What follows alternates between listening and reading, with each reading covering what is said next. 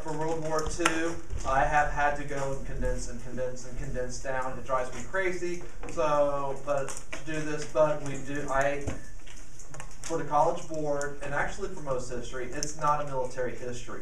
The more important side for them looking at is the effect upon it. So knowing every little battlefield tactic and all that. But there are some battles that matter. Like when we did the Revolutionary War, saying, hey, you got to know Saratoga. You have to know Yorktown. And the Civil War, there was Gettysburg, there was Antietam. There's a few battles you have to know. World War II is the same way, that there's a few. But the bigger thing you don't have to have. All right, we have 2 wars going on. And the reason why the Axis powers came together is they figured the United States would not fight a war. Our first war is the European theater. Now, even though Japan attacks us, we concentrate on Europe. Why? Why is it we're going to Europe? What? We don't like Germany? But Japan's the one that attacked us. Germany's stronger? They sort of, in some ways you could say that. You want to take out the big boys or go for the little boys? Okay. They need our help. Well, and this is where you kind of say they're needing the help. Britain needs the help. We're going to try to free France up. And the idea was we go, we take care of Germany, then once we take care of Germany, our allies over there, except for the Soviet Union, they had their own little plan. But except for the Soviet Union at that time, they were going to then come and help us. So we help them, and then they'll help us with Japan after that. If you look at this map, pretty much by the time Pearl Harbor happens, all this area in purple is what Germany controlled. They had expanded a little bit. Meanwhile, you have Spain. Franco's their friend. Italy, and Italy controls that part of France. So, I mean, that's Vichy France, and so that's actually a puppet government, and Italy and Germany are controlling it. So you kind of look at this. We have Britain sitting there. Sweden, we know today, even though they were neutral, we know that they were doing some things to help out the Nazi Germany. There is some argument of whether or not were they truly trying to help out Germany, or were they kind of saying to Hitler, here, have this, don't attack us. Okay, and so the Swedish say that no, they were truly trying to be neutral, but to make sure that Hitler didn't come and take over Sweden, they were just kind of trying to pacify him, and they were doing some of the things that he wanted. All right, the Pacific Theater. For the most part, though, it was going to be the United States. Britain has some forces in the Pacific, but they have to concentrate on their own homeland. One of our biggest allies that we're going to have over there is Australia, and Australia would be for a while fighting off a lot of that. Here's where we end up with what Japan would eventually, early in, by basically 1942, controlling. Here, not only their country, Japan, large chunks of what is China, Korea, and coming down what was Indochina, including they took over Burma, which Britain had, Indonesia, which the Netherlands had controlled.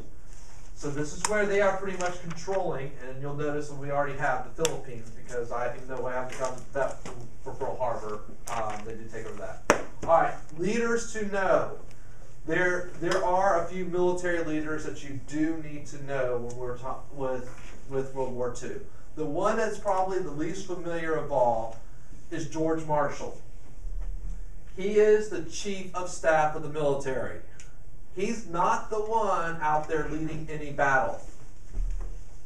He will be the one in charge of both campaigns.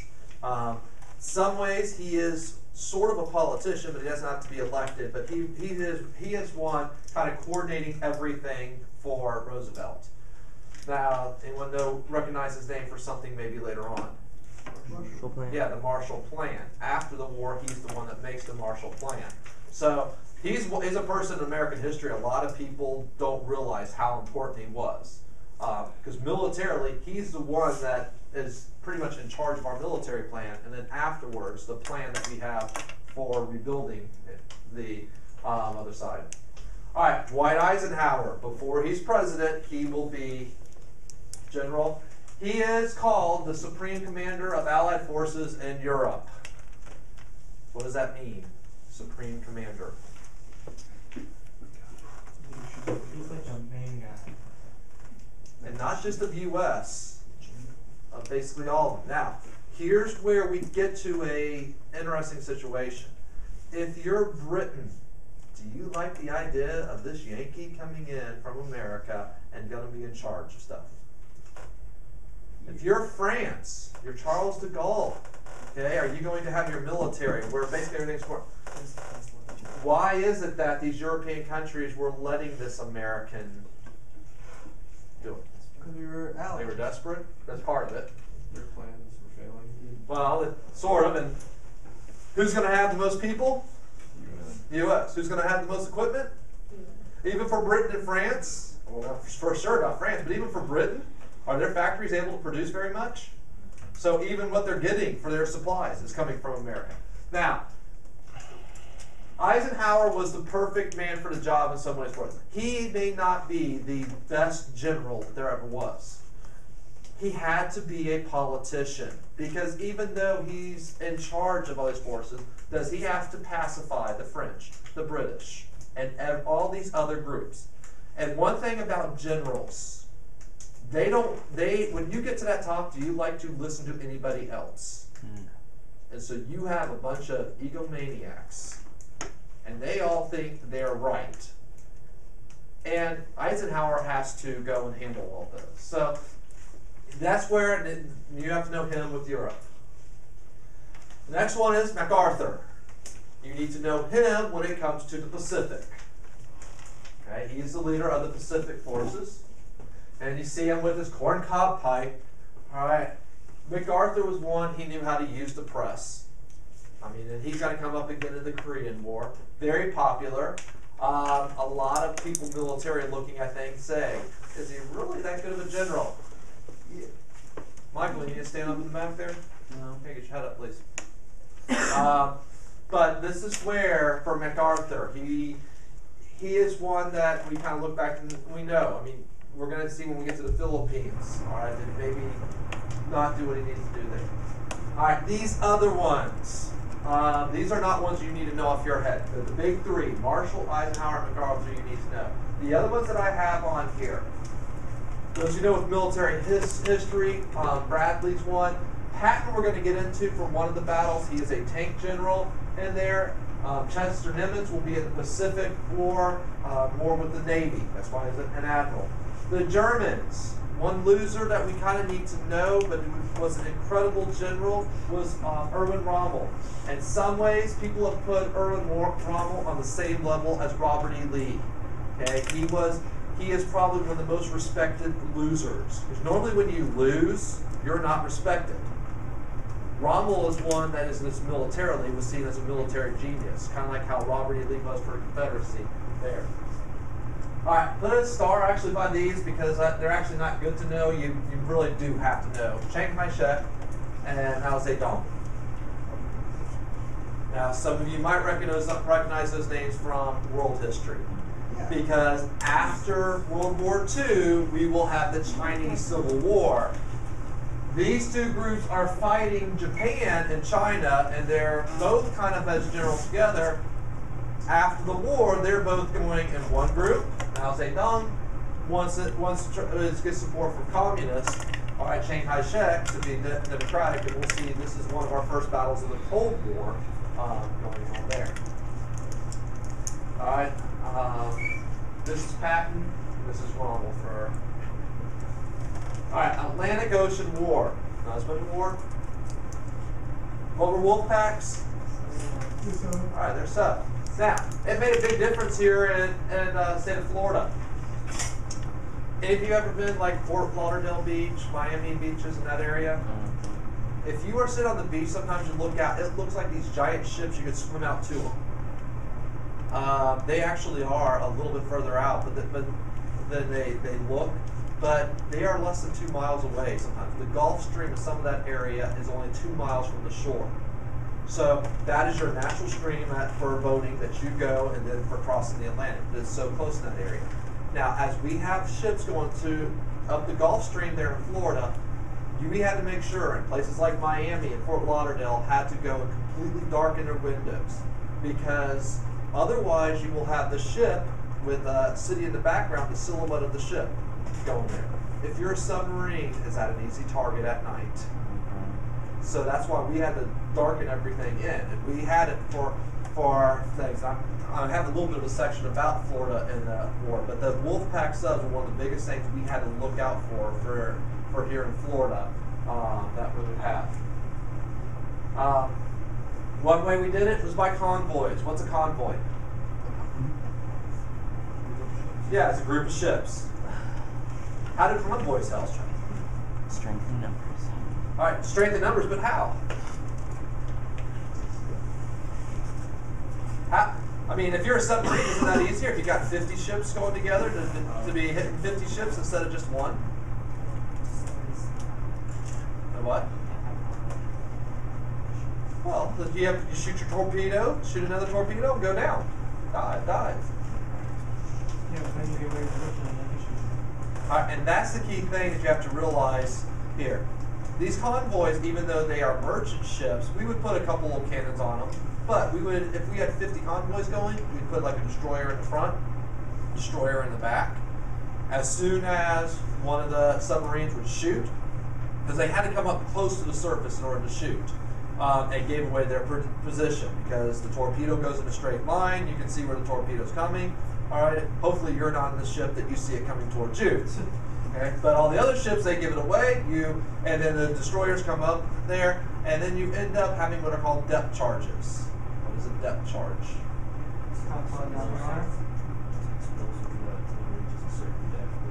Yeah, it's a bomb, and you set it up because of the water pressure. Once it hits 50 feet or 200 feet, it blows up. You do not have to hit a submarine in order to get it to sink.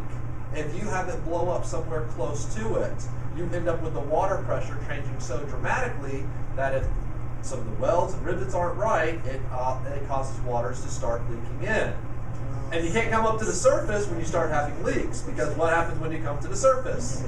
Yeah, you're going to get shot. So you sink to the bottom, or you hope that it's not that bad. So that's why when the destroyers come by, you have it where you have these depth charges go. So when you travel with a convoy, you have that. The safety in numbers is the fact that if they shoot one of you, you just hope you're not the one shot, because then you go after the other. What happens if you're in this convoy and you start having engine trouble and you can't keep up? You're gonna die. Yeah, that's the problem that you have. The herd, think of it as animals, the herd is going to leave you. And which one is the wolf pack going to go after? The healthy ones or the sick ones staggering behind everybody else? This sounds so scary. And this is why you go. All right, Liberty ships. What is Liberty? Freedom. And here's where, for America, we battle the Germans by just making more and more of them. What? If you're going to sink 50 of our ships this month, well, we're going to make 200 to replace the 50 you sunk. And this is where, for America, and one thing I think you might find with this is like a correlation with the Civil War. One way that the Union beat the Confederacy in the Civil War was the fact that they just outproduced them. And we're going to find that's what America does. Right? I'm going to show you with the American story of us where the secret weapon is that America has. And no, it's not the atomic bomb. Okay, but that's where Liberty ships, we would build these ships. We had gotten to the point, they would build ships together. They'd have parts of it would come into the shipyard together. We had crews that would come in, and 24 hours a day, they're putting them together. And I know there were some ships, we're talking about ships that you could hold cargo, which would be bigger than the inside of our gym. Think how many boxes and how much stuff you can put on the inside of our gym. And they were able to assemble these ships together in less than 3 days. Wow. So we had got it down to such a science. Now, they weren't always the highest quality, but they got the job done. And that's one thing that we just basically built a whole bunch of them. And there. And this is where you kind of see they are not little ships, the Liberty ships there. All right, use of sonar, radar. What is sonar? Underwater. Sound. Yeah, the beeping. All right, you send the wave through, it bounces off, it comes back up. So we have a submarine down there, and now our sonar was not real good at that time, but could it give you a little bit of an idea? Yeah. And it improved a lot during the war. What is radar? That's where you can see the motion. Like, Okay, in the air. Radar's in the air, and then you can detect it with airplanes. So, and we're going to find that that's one thing that we have. Now, bombing of bases. What I'm talking about is with the submarine bases. Remember, that's one reason why Germany wanted Norway, because they would have those bases. All those little fjords and all in Norway were great places to hide subs. Well, you do have to eventually go and get fuel. So you have to come in it. Well, the more and more of those bases that we end up destroying, the less places they have to go to, and that way we can kind of look and try to find them there. So it was a multi-pronged war. And in the beginning of the war, Germany was winning the Battle of the Atlantic in that case. But as the war went along, we were able to take out more and more subs. They weren't able to replace them. We had more and more ships. And we keep sending stuff over to Britain. And there you see a diagram with a radar where it bounces off if something's there. And this is where I say, what was the impact of subs on Florida? Again, a lot of our shoreline. We would put up towers. Do I have any pictures of that? Yeah. We'd have towers of this. This one I think is actually from Hutchinson Island, a painting of one that we'd have there. During the daytime, you would have people with binoculars that were overlooking and civil patrol trying to see were there any submarines coming up or near the surface of the water there. Here in Inverness, we don't have water in it, but we actually had people that were trained to look for planes. And they would sit up in the clock tower of the courthouse looking there.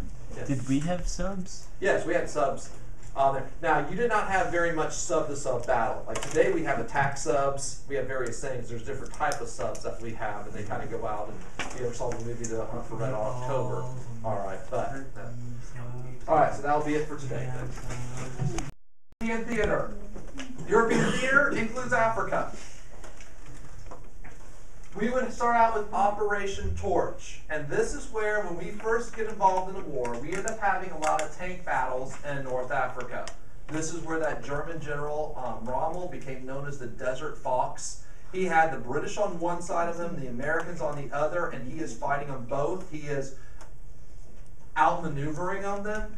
But the big here to look at, why is it that Germany is fighting so hard for North Africa? Not gold, not diamonds. Oil. Okay? They need the oil. North Africa has oil, and Germany needs that. And then you have that pipeline, basically, for a ship. Any oil can come up through Italy and get there. That was basically the only natural resource that Germany was lacking in, was oil. So North Africa was very important for their war machine to continue on. This whole time that we are fighting that in North Africa, Stalin is fighting and the Soviet Union is fighting, and let's see if we get to there.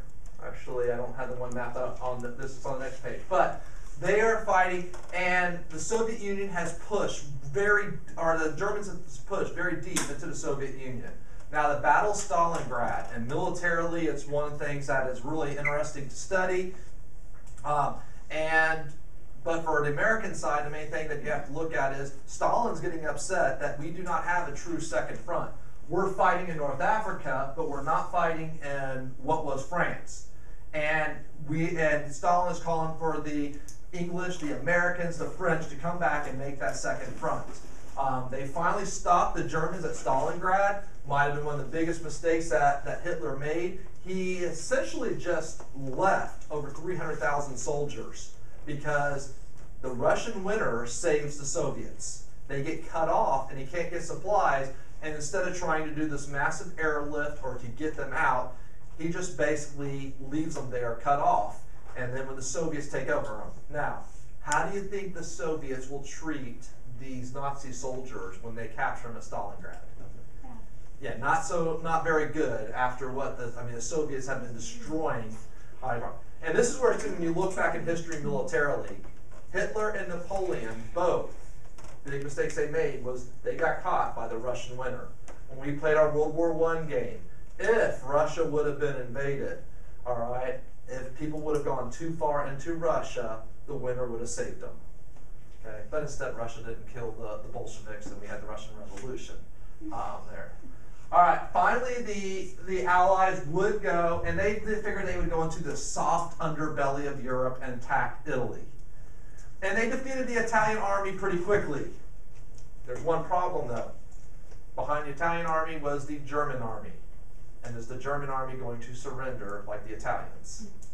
And what they thought was a soft underbelly would take 2 years. And if you ever watch any old World War II movies, and where they go from town to town, I mean, it was just slowly having to work their way up through Italy. Yeah. My dad, he was playing Call of Duty the other day, and I'm like, what is this, some silly war game? He's like, actually, this is an invasion on Sicily from World War II, and he was showing me each little town, and I'm like, that's actually kind of cool. And that's where they did base it on it. And it was. I mean, we went to Sicily, then we had to go into Italy. And it took us 2 years to work up, and the Germans just slowly retreated. It's not like there was this one major battle. Okay, it was just, and it was hard fighting. Again, it was sometimes in a town, building by building as you went along. All right, the second front would come in. Here is a battle you must know. And there, on June 6, 1945 or 1944, we would have D-Day. Okay, these 3 words you need to know with this battle: D-Day, Normandy, Operation Overlord are all the same thing. The overall campaign was nicknamed before Operation Overlord. There was only a small window of time that we could do it. It was in the planning for well over a year. There's a lot of effects that we have here in Florida. Some of our landing crafts that we would have, let's see, I don't have those pictures on this one, but some of the landing crafts that we'd have would be tested up in the Carabel area and the Panhandle. This new group of specially trained soldiers called SEALs would be training down in Fort Pierce, Florida, which there's actually the Navy SEAL Museum is down there in Fort Pierce today. So Florida was actually a major part of this. In the history of the world, it is the largest land, sea, and air battle. We will probably, and I can almost guarantee we will never have a battle like it ever again. Why can't we ever have a battle? We're peaceful today. We're not going to put it? Well, it's part of that, yeah. It's going to be like Star Wars with the drones there, but there's actually something a lot different with that. Technology. Yeah, the technology, the main thing is satellites. We built all kinds of things that we then floated across the English Channel. Would they be able to find out what we're doing now if we're building a bunch of stuff in England today, and we're going to go basically across the English Channel and attack? Okay, and this is something that once things got going, the Weather Channel actually has a pretty nice show that kind of shows with weather and how the meteorologists. There was only certain times that we could do it. And there were storms going through, and the meteorologist had said the storms are going to break at this time. And so much that the generals had to trust, because once they started things, it was a couple-day process. Once they started it, they couldn't stop there, and they had to trust when the meteorologist said, okay, the weather's going to break basically at this time, 2 days, 3 days from now. All right, they had to trust that it was happening. Otherwise, they would have to wait a couple more months before they could start it all over again. But this is where, for D-Day, we open up the second front. Okay, what Stalin has been yelling for, all right, D-Day. It is on the Norman coast, the Normandy coast that you have. It was not just Americans. You'll see on this map where we have Juno Beach, the Gold Beach in there, the British and Canadians, all right, as well as some French were involved in this. Starts out the night before, where we drop in paratroopers, and actually for several days before that, we had been bombing, trying to get their fortifications out of the way. We then have paratroopers coming in behind. We have a sea that we make a beachhead. We finally got this one little spot here. Now, what's kind of odd with this is it was one of the weakest spots for the Germans because there wasn't a harbor. Now, we need a harbor to bring in ships. So if there wasn't a harbor, how are we going to bring in our ships to then come and retake the rest of France? What? Well, we'd have to pay, but how are we going to get them there? We've got all these supplies. Well, some would be empty. We actually built a harbor. Part of what we were building was we had these giant things, and it was, and you know how you kind of think of like, if you take a bucket and you have those, and it floats on top of the water, what happens when you fill the bucket up with water? It sinks down. So we actually made, these giant concrete things that we floated over, filled them up with water, sunk down to make breaks. And there, we brought in old ships, which they sunk to make it to have it where we had, basically we made a man-made harbor. It's also kind of funny to kind of show the different side between the British and the Americans, because we each built a harbor. Now, we with the Americans, we kind of look at things, and for a lot of stuff they had, there was various anchors that you had to do, and the engineers had designed it where you have like 4 anchors to hold this at different angles and hold it in place. Well, we as Americans, we got there, we put down the first anchor, and it's holding. And we built it, we had our harbor up and going real early. You know, American style, get her done. Meanwhile, the British, they're doing everything right. They're putting all the anchors. But this is where our general said, get me all these supplies. The Germans are going to come back and attack us. I want as many tanks. I want all these supplies in here. So we made that harbor. We're having our trucks come on there. The British, they're doing everything right. It's taken them a couple of days. And they finally get their harbor built. But it actually worked out good because we were getting supplies early on. And then a couple of days later, the British get theirs. And then a giant storm hits. Guess what happens to the American harbor when the storm hits? Yeah, get her done wasn't so good. But the British harbor was still working, but that way we end up having things go. All right. To see what this ain't, that was in June 6th. By the end of August, so during the entire summer, we basically retake much of France. We get to Paris and liberate it. We drive the Germans out of Paris. We are charging full speed across Paris and just basically with France, freeing France out there. All right, here are some pictures from D-Day. Any of you ever seen these? These look like giant jacks. Why were those put on the shores?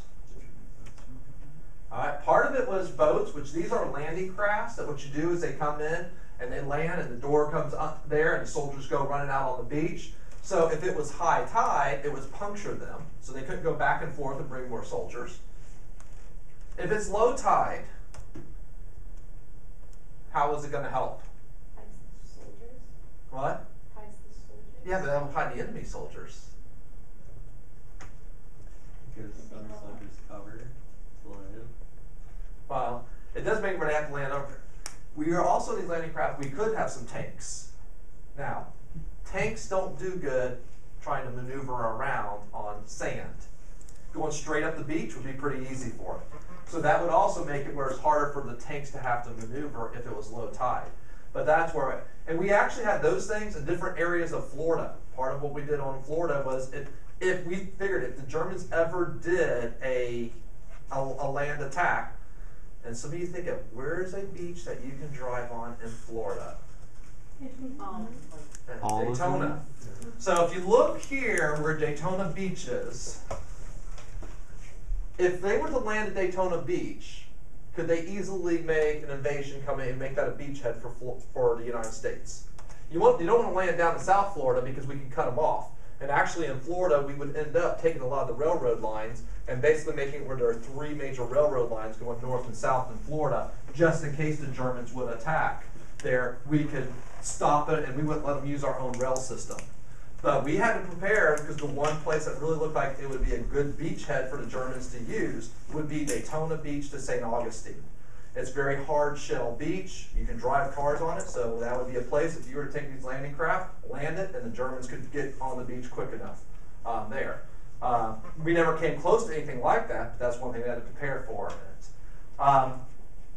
Some of the scenes, this was a very bloody battle. Like first part of Saving Private Ryan, which we might watch part of that sometime. And here, a lot of machine gun nests that have been built, they ended up not being destroyed like they were supposed to. And so a lot of our soldiers ended up, I mean, that door came down and machine guns just shooting them as they were trying to get out of that. There. All right. We get through France. One other battle besides D-Day that you need to know. You basically need to know Operation Torch. You need to know D-Day. But the Battle of the Bulge. As we are getting towards Germany, it looks like, and kind of for a lot of people, it said before winter. Okay, I mean D-Day is in June, and it was kind of thought we'll get Hitler by Christmas. We're going to be in Berlin by then because the Germans were retreating. They were retreating. Now the Battle of the Bulge. If you see, sometimes you will have, like when they do a map for a military, you'll see that there's like, here's a red line and here's a blue line. Well, our soldiers, we had spread out in our armies, in the American army, the British army, the Canadian army, the French army. We have some people from the Netherlands, all these allies. We're pushing towards Germany. What the Germans ended up doing is they ended up coming on what are the flanks. They pulled around, and then they shot through the middle. And you see how this kind of bulges out. That's why it's called the Battle of the Bulge. Now, if they would have broke all the way through the lines, then they would have made basically a charge towards Paris again. Basically broke us in the middle in it. The reason why the Germans were doing that was the idea that they would try to make it where, even though we had said we would only accept an unconditional surrender, is that then we would go ahead and sue for peace, and they would basically say, all right, the war's over, and make an armistice at that time.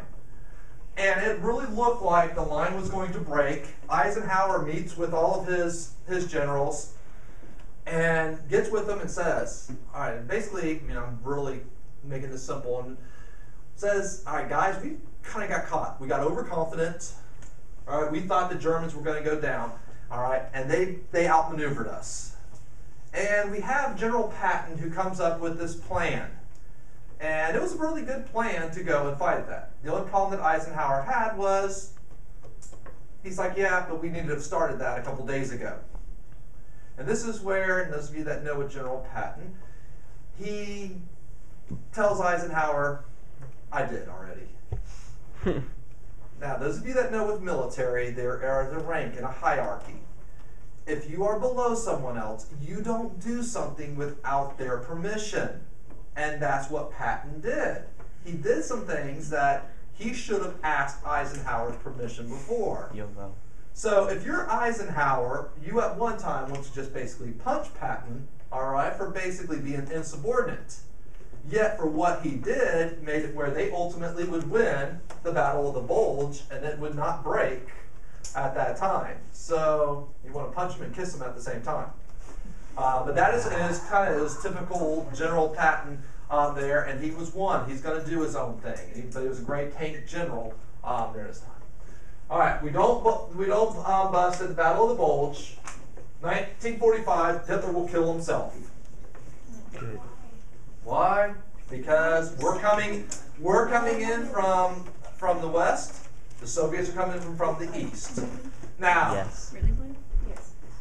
what country gets the honor of invading? Russia. Who? There's no Russia. So, Yeah, the Soviet Union.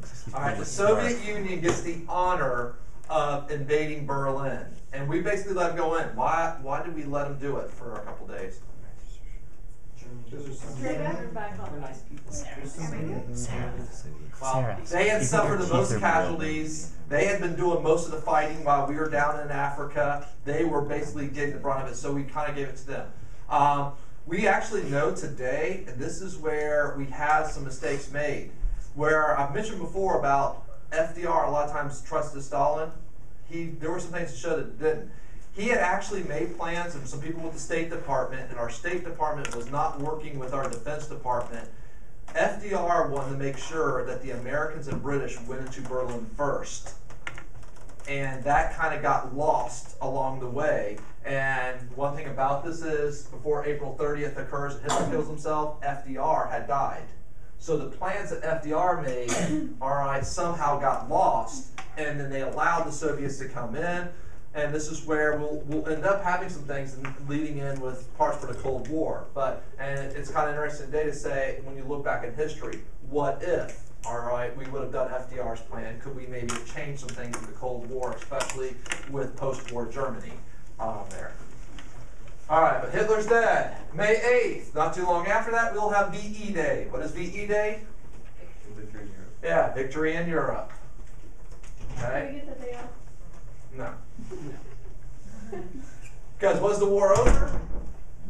No. No, just in Europe. Because what other war do we have?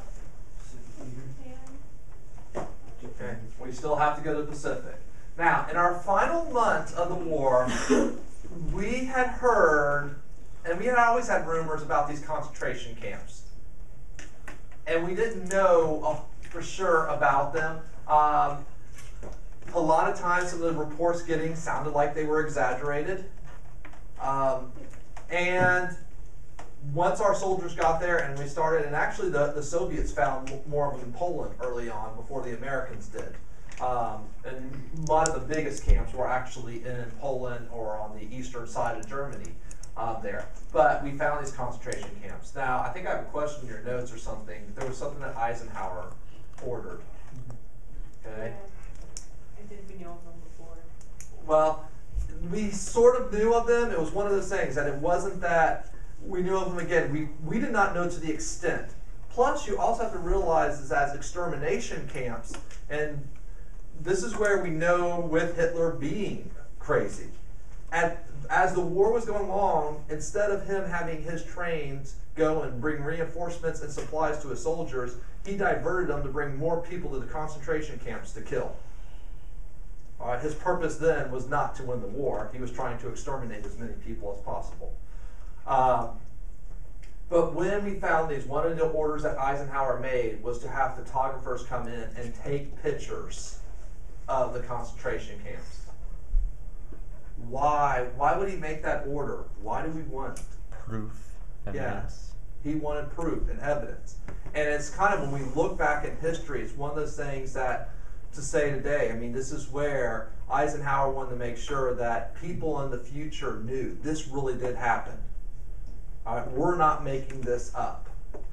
Unless, of course, you're in Iran, all right, and they say that it was all a hoax and that it's a big lie, that didn't even happen.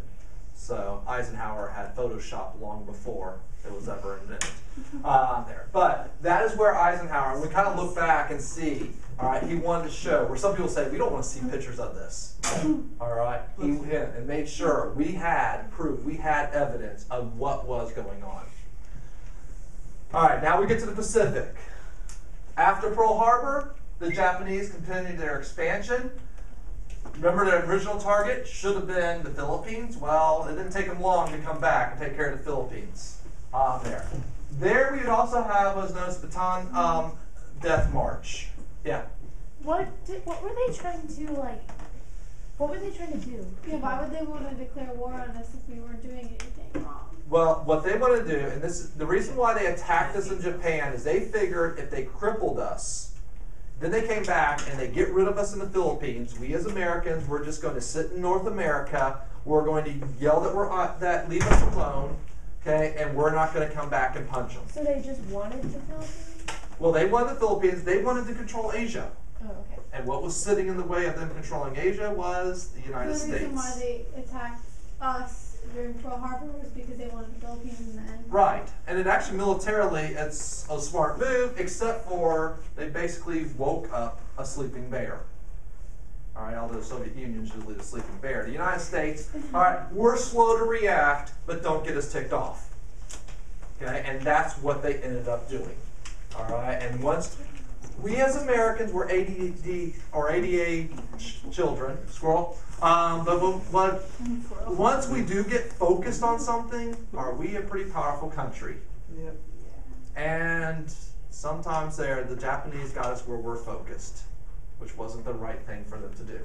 And that's why, I mean, you kind of all right, but they go, they take over. Now, MacArthur, he actually leaves the Philippines. Before he leaves and flies out and leaves his soldiers there, Okay, he flies out and escapes, but his soldiers, they don't have the transportation to get all the soldiers out. Only few of the top people, MacArthur. He promises that he'll return. Now those soldiers were sent to prison camps. As they were marching along, this is where you have some of the stories. If you all were in my platoon, all right, and I'm your officer, okay, you all could actually do me in, because I would have ripped off all my insignia to make sure that you didn't know. All right, Austin gives me a salute, all right, showing that I'm an officer. What was happening is the soldiers, as they were making this march, all right, and they were basically without water or food, some people wounded, some of them just basically starving to death. They would see 4 officers come by, and a lot of them had samurai swords, and then they'd come by and just let's go and let's little swipe on this person, and they would go after officers. So that's why a lot of the officers did things. So that's why try not to show if you were an officer or something at that time, because they would kind of work down. The Japanese. Oh, okay. I thought you meant the wrong one. And here's where, when you look at things, the Japanese were not very civil and did not use the rules of war. And they were even worse to the British in Burma. Now, kind of looking ahead, how would that maybe play into some decisions later on? All right. If you're a president later on and you are deciding whether or not to use the ultimate weapon, would you think about the treatment that was done to your soldiers and the British soldiers before and earlier in the war? When you're considering, and that's where you have to kind of look. Little things like this are things that make a difference. So, well, the internment camps, they didn't really worry about that. Did we look torture the Japanese? No, we didn't. Right. All right. The turning point of the Pacific War was early on. Now, originally, we were going to just fight in Britain and hold off the Japanese. They did come and attack a few places along the Aleutian Islands and Hawaii, but they never came any further. We were prepared. And the Japanese, if they actually wanted to do something, they could have gone in our west coast, probably could have attacked and got some things on our west coast. They didn't. But we have our turning point, and this is where it does to stop the invasion of Australia. Here's where we also knew the future of warfare. We would end up destroying a lot of their aircraft carriers early on in the Pacific War. Remember at Pearl Harbor, our aircraft carriers were not destroyed. We take theirs out early on. They damaged a lot of our battleships, but modern warfare was not with battleships, it was with aircraft carriers. So this is where we happen to be in the right case. And I'm going to go ahead and stop on that point. The main things you need to know is the term island hopping. The last part we had is about the Battle of Coral Sea, and this is kind of part of it. After Pearl Harbor, we would work our way over. Now, instead of us taking over every little place, the idea of island hopping is there's a group of these small islands. We're going to pick out one strategically. We'll go and attack it. And then this is where a lot of our results come out from construction. We construct an air base, and then we would go and we would hop to another one. And we just kept getting where we were closer and closer to Japan. And then we would send up air patrols and make it where those other ones that we ignored, where they could not get supplies to them. So they were there, but we'll come back to them later on, was the idea. And we slowly got closer and closer. Now, 1942, the very first time that we would take over land would be at Guadalcanal. For some of you who know that battle, I'll get to the battles that you do need to know, but as we get closer, now we get to 1944, 1945, we would retake the Philippines. Remember, MacArthur had vowed that he would return. Well, he did return. So we take over the Philippines. Now, by the time we get there, the Japanese Navy was almost wiped out. Now, what is a kamikaze? A suicide mission. Suicide bomb. They would take the plane and go.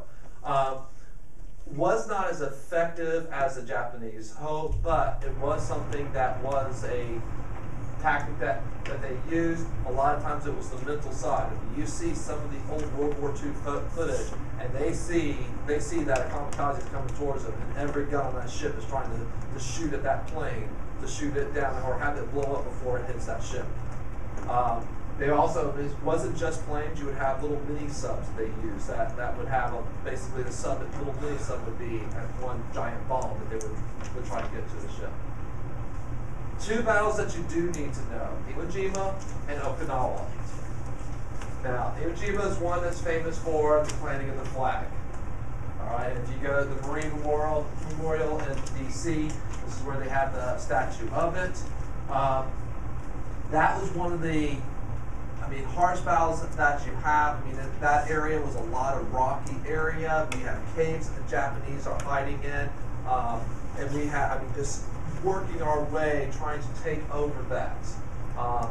Now, militarily, the reason why Iwo Jima is so important, most people think of the planting of the flag as a historical event. That's historical or trivia. The important thing was that when we took over that, we built an air base. Our bombers then could take off, bomb Tokyo, and come back and land. So now we can do our air war that we had been doing in Germany. I'm going to show in the video that you see some of that part on it. We'll probably see the video with that. Then we get to Okinawa. That's kind of our last hop before we get to Japan. Now, both of these battles, the Japanese, they would not give up. They would fight to the death. And here's where we come to our question in history. If you are now President Truman, and the FDR had died, you're Truman. If you know that these soldiers will not give up, will not surrender, and they're fighting on other land, how do you think they're going to fight when you try to invade their own country? I'm gonna give up really quick. And that is where it will play into a lot of time that we would have. So, this is what, Truman had this on his mind. Our casualties that we're having at Okinawa in particular that really weighed upon his head and what he should do. When you see this pictures here, this is where, for a lot of these places at Iwo Jima, you would have caves that the Japanese would hide into, and then we having to go, try to go step by step to try to root them out. Yeah. Is that flag thing, is that actually happening then? Okay, what kind of ended up happening, and this is where part of that was staged. Do you know the story with that then? The first flag was set up by Marines. It wasn't seen by the Navy captains on the ship, so they gave them another flag, sent it all the way up, and then they told the Marines to plant it again. Well, the second flag, they actually had people there taking pictures. The one picture that became famous, none of the soldiers' faces were shown, but some raising the flag of trade there, and that became the monument. Yeah. So, yeah, there was, again, military, because the one flag that couldn't be seen, and then there was propaganda with it. What's the movie, anyone know the movie? I forgot the name of it. Letters of Iwo Jima. Yeah, and that is Flag of Our Fathers. Right, and it said that's our good movies kind of watch and tell a little bit about it. So. Where was it though? Where It was based on this big rock is what it really was. That was up. What? No, Iwo Jima. Oh, Iwo okay, Jima. so it was there. Yeah, it was there, but there's this is just what, basically that island is just one giant rock, and this is like a hump in that you can see. Alright, the Manhattan Project. Whoa, look, bomb. Guess what it's about, Dylan? A bomb. What type of bomb? Atomic. Now, early on in the war, some scientists came to Franklin Roosevelt and said, we have a plan that we might be able to make the ultimate weapon, but we're going to have to spend, in today's money, we would be saying probably even close to $1 trillion. We're going to spend billions of dollars. We're going to have to take hundreds of thousands of workers in the wartime industries, take them off of their jobs making weapons that we know will work, and put them on this project. And it's probably going to take us 3, 4, 5, 6 years, and it may never work. Oh snap. If you are the president, and at that time that they're saying that the only thing standing between Germany and the United States is Britain hanging on by a thread, do you take millions of dollars that you would spend on stuff that you know works and spend on something that might work, take workers off of things that you know work, and do it? And FDR said no. He's pragmatic about it. But then he got a letter from one person that changed his mind. Einstein. and that's where Einstein comes in. Because Albert Einstein basically wrote a letter, and to make it simple, said, it's possible. And when Einstein said it's possible, basically convinced FDR at that time, all right, we'll do it. All right. Now, Einstein is not the head of the project. All right, it is Robert Oppenheimer. All right, that is the name to know, is Robert Oppenheimer. He is the person in charge of this project. I will tell you that with the several 100,000 people working on this or things contributing to it, some of it wasn't always directly to it, they didn't know a lot of times what they are even working on. But that is where we would then end up building there. Now, once we had tested it and it worked better than we thought in the test, we now had, and we basically had built 2 of them, the decision came to Truman, does he use it? And some people say this will be one of the biggest decisions that is made in the history of the world, or at least in modern time. So, I don't know, I don't remember if he told us or not, but what was the Manhattan Project? What were we supposed to do? Is where they were researching to try to build an atomic bomb. Okay. All right, so research to build the atomic So I bomb. was right about the atomic. Yeah. Don't call me stupid. I didn't. I didn't say anything. She said I was stupid when I said atomic bomb. She said you're so stupid. Now, so getting back on track, Dylan. We have Truman has to make this decision. We just had Okinawa. We just had Iwo Jima. We've seen the Japanese fighting. There are estimates coming through that some of the estimates said that if everything goes right, we could lose possibly 250,000 American soldiers on a land invasion of Japan. That's if everything goes right.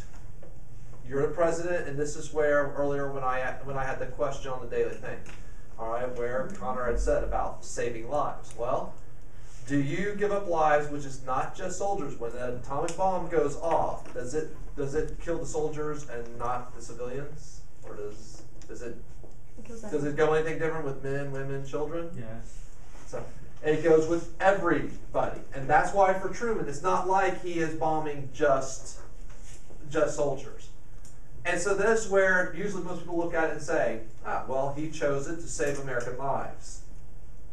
But he had also just come back from a place called Potsdam during that time, and that will go into part of it. And he had got to know that guy Stalin, and how does Truman feel towards Stalin? Doesn't like him. You don't like him. Yeah, he doesn't trust him at all. And before that time, between the meeting at Yalta and the meeting at Potsdam, the Soviet Union had not done a lot of the things that they said they were going to do. All right, so the bomb was used. The first place was Hiroshima. A couple of days later, we would have at Nagasaki. Yeah. Why do we bomb 2 places? Well, we bombed the first one, and that's actually, no, it's a good question, because when we bombed the first one, the Japanese really didn't know what had happened. Okay, is there nothing like this had ever happened in the world? I mean, let's say, basically a city about the size of Ocala is gone. I mean, you see this picture. Those used to be houses and buildings. I mean, it's eradicated. Now, why did we choose Hiroshima and Nagasaki? Why didn't we go out to Tokyo? Because you don't want to that's foul play. We just want to scare them. They didn't hit our confidence. Okay, and like we for one thing, there's some of the defenses that they made over Tokyo would be harder to get the plane to go. And it's where the other thing though is both of these cities were ones that had some of the biggest factories that were making munitions.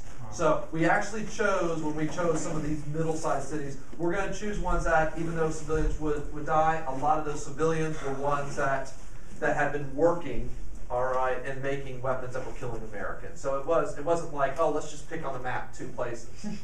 Yeah. Another thing is they had a lot of troops in them at the time. Right. And just in case we did want to invade Tokyo, because they want to stand down, be bombed. Right, and yeah, it said it wasn't random ones, so. You ain't gonna have to go. Okay. All right, here's some trivia side of trivia you need to know. The Enola Gay was the plane that had dropped the bomb. The first bomb was nicknamed Little Boy. Okay. The next one would be Fat Man. Oh. Because it was a Okay, lot so bigger. we would, that would be, as I said, here's a picture of it. I mean, militarily, they flew a whole group of planes, and then they had this one bomber that was off all by itself, which the Japanese, probably when they looked at the radar, they're thinking, something's wrong. Why is one plane off all by itself? But they just kind of ignored it. Because, hey, what can one plane do? All right, I mean, compared to a whole bunch of others, let's go after the whole group of them. So, Did that plane get blown up when it blew up? no. And I mean, it actually dropped, and then they made a big turn. I mean, they were filming that. Yeah. The plane wasn't named until the day it went on to the mission, by the way. And I can't remember what it was named after. It was. No, it's named after a girl. I know, but I can't remember what the girl. Little relation boy? to that was. Named after a girl? I'm good. All right. Dylan said that he was read somewhere that the bomb was so strong that the people's shadows that died in it was imprinted on the ground. Is that true? I'm not sure. I mean, this is It's like Pompeii. so. That's crazy. And the thing is that if an atomic bomb was to go, you actually want to be where it blows up because it will kill you instantly there. As those radioactive waves go, if you're a couple miles away, yeah, you might survive the blast, but then you're probably going to sometimes burn up internally over the next couple of weeks. Or if you're a little bit further away, then okay, you survive that, but you're going to get all kinds of cancers and things. So this is where it wasn't. And so that's where, I mean, you kind of look at it in the ultimate weapon. No, it was weird because this one is like long and skinny, and the other one was shorter and fatter. That's just happened to design it. All right. VJ Day. VE Day was Victory in Europe. So what is VJ Day? Victory in Japan.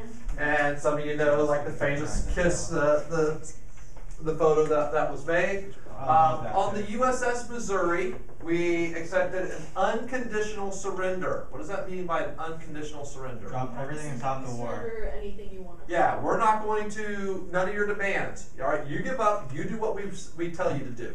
Oh. Now, Japan, we had dropped one. A couple days later, we dropped another atomic bomb. Did they know that we were out? No. No.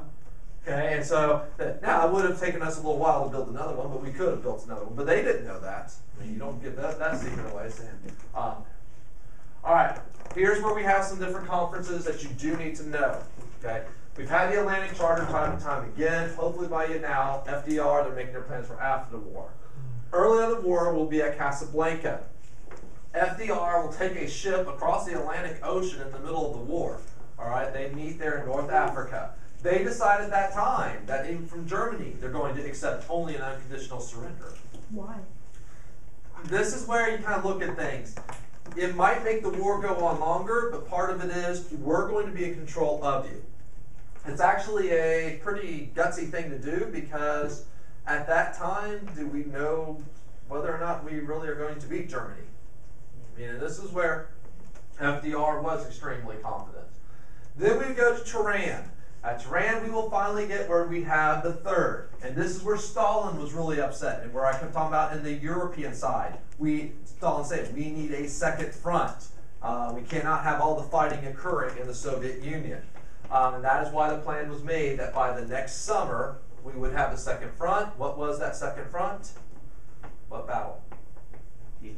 Yeah, D-Day. Okay, that's where it would be D-Day. Now, notice that I have this one bolded also and underlined in there. We get to Yalta. We now have the post-war conference, and we have all three of them. You can kind of see with some of the pictures. I mean, I know you might not be able to see it from where you're sitting, but you can kind of tell where Roosevelt is deteriorating quick in a 2-year period. And Yalta is one. And they make their plans for after the war what they would do with Eastern Europe. They were going to allow these smaller areas in Eastern Europe to have democratic elections and choose then their leaders. They also had the plans that Japan or that Soviet Union would join the war against Japan, because at that time they were fighting only Germany. They were not fighting aside for Japan. Yeah. Under the Atlantic Charter, it says made plans for afterwards, such as. Well, one of the plans that was done was they're going to establish the UN.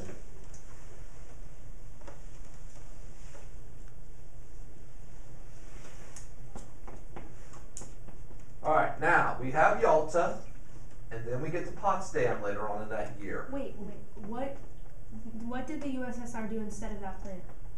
Alright, instead, I don't know what's else on your note, or didn't remember what's on your desk.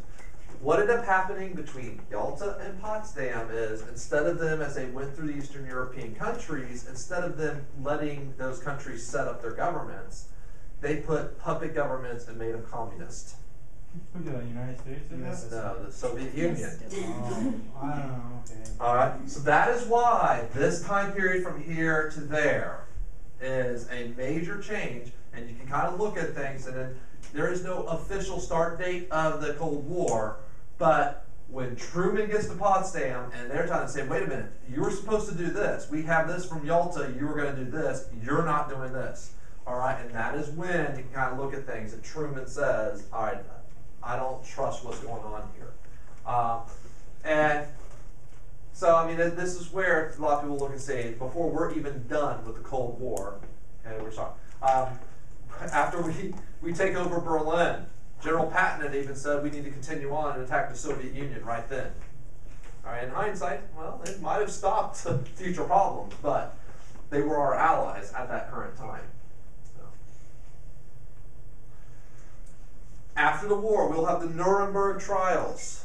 This would be the first time in history that we will try war criminals. In the past, whenever something bad had happened in the war, oh, it's Napoleon's fault. Okay? Or it's this king's fault. Or if it's that leader's fault. This time we went through and we took the leaders, and there was different levels for the trial, but we had the top Nazi leaders. Were you just following orders, or did you do something more on your own?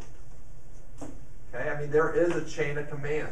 And we'd go down to these trials, and later on there'd be trials even for people that worked in the concentration camps. Right? If you were a guard in the concentration camp, did you do things basically because your superior ordered you to, or were there things that you maybe could have done? And this is why. I mean, this is why we hear stories of Jewish people that would tell. All right, there was this guard that, I mean, it was like really cruel. Then you'd have other stories about, well, here's this guard. They brought us extra things and tried to, I mean, you could tell they were being more humane. Okay, and first time in history, we're going to hold people accountable. They just can't say, oh, it's all Hitler's fault, because Hitler's dead. So, but that's where we have that.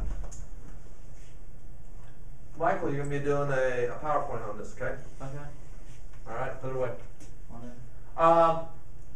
The Marshall Plan. This is going to be one of the biggest things out in history. This is kind of, we'll have this again when we get to the Cold War. The Marshall Plan is the plan to rebuild Europe. And it kind of seems stupid. Why, after we bombed Germany, why are we going to turn around and rebuild them? And there. Now, I have on there any other reasons. What were some other reasons we're going to rebuild? Stop. So we'll be like on good relations. Well, part of that is to stop communism. So we look We want to be on at good relations. Well, we weren't worried about the looking like the good guys. So another person like Hitler doesn't come around because Hitler kind of saved Germany from World War I. And as part of things that we look, all right, the reparations and everything after World War I were kind of a mistake. We're going to fix it. Now, when we rebuilt Germany and helped Western Europe rebuild, did we rebuild them in a way we wanted them to be?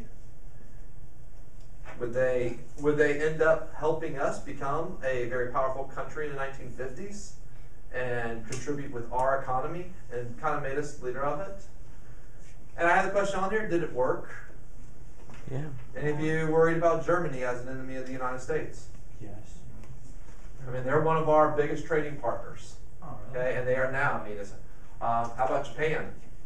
No. Even though the Marshall Plan was actually with Europe, but we would do similar things with Japan. So this is where we kind of look at things and say that we were supposed to find.